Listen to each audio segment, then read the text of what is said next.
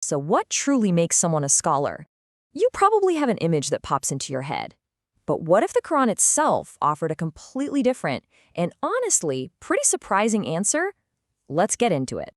Okay, quick thought experiment. When you hear the words religious scholar, what's the first thing you picture? For a lot of us, it's probably someone with an official title, right? Maybe a specific uniform, like a robe or a turban. It's an image of institutional authority. But what if the Quran paints a radically different picture? And this is the core idea we're exploring.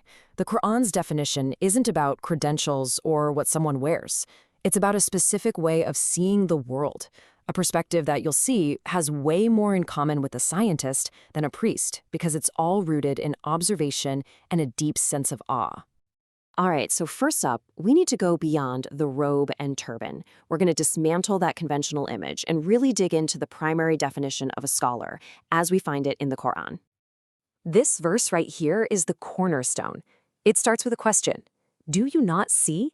It's a direct prompt to get out there and observe the natural world, the rain, the colors in the mountains, all the diversity of life.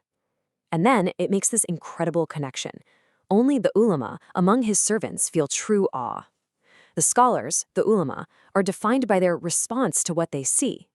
The logic is actually super straightforward. It's a simple three-step process. Step 1, you observe the incredible variety in creation. Step 2, your mind kicks in and perceives all this variety as a sign of a creator. And then, step 3, that perception triggers a specific response, a conscious, profound awe. And anyone who goes through this process, they are the ulama. Now, we have to talk about that response, that feeling of khashyah. This is so crucial. It's not just a passing emotion, and it's definitely not just fear. It's an awe that's rooted in understanding. It's a deep moral awareness that actually changes how you live your life. In this model, you can't separate real knowledge from becoming a better person. So the ulama are the observers, the ones who connect reality to reverence. But it turns out they're not working alone. The Quran actually describes a bigger intellectual team, a set of 4 knowers, and each one has a really distinct role to play. Let's break down this intellectual toolkit. First, you've got the ulamā, our observers, who we've already met.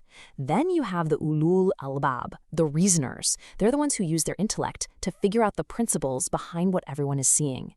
Next up are the adh-dhikr. Think of them as the librarians, the keepers of memory and reference material from past revelation. And finally, you have the rasikhun fil ilm, the stabilizers. Their job is to stay grounded and steady in knowledge to keep things from getting distorted. And this right here is maybe the most important takeaway from that whole chart. These are functions, not titles. They're job descriptions, not job titles. They describe what people do, not who they are. Anyone can observe, anyone can reason, anyone can remember, and anyone can work to be a stabilizing force. It's a set of skills for seeking truth that are open to everybody. Okay, so if anybody can step into these roles, that raises a pretty big question, right? Who do you trust? How do you tell the genuine article from someone just playing the part?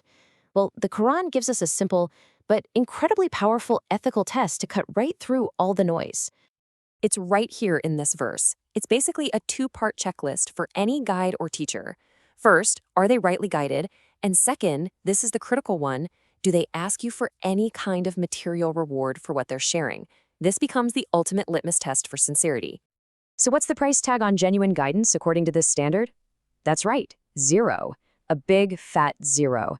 The reward a true guide is looking for isn't from the people they're helping, it's with God alone. And this isn't just a one-off idea, you know? This theme pops up again and again throughout the Qur'an. The messengers and prophets consistently say some version of, I don't ask you for any payment for this. This refusal to monetize knowledge becomes the ultimate proof of sincerity. It keeps the message pure, free from any taint of personal gain or power or status.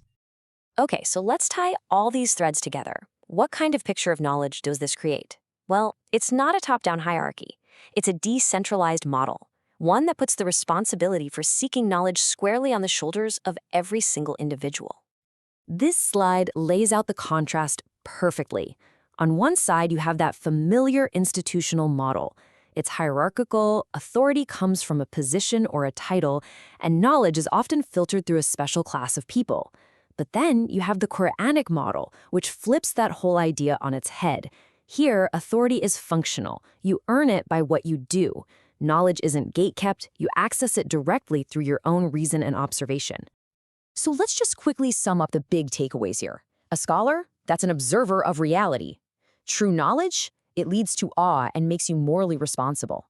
Authority isn't given. It's earned through action and integrity. And sincerity, this is huge, is proven by seeking zero material reward from people. The bottom line is this: knowledge becomes a personal responsibility for everyone, not a profession for a select few. And that leaves us with one final and pretty powerful question. If knowledge is a responsibility, not a title, if being a scholar is defined by your actions and your ethics, what does that ask of you?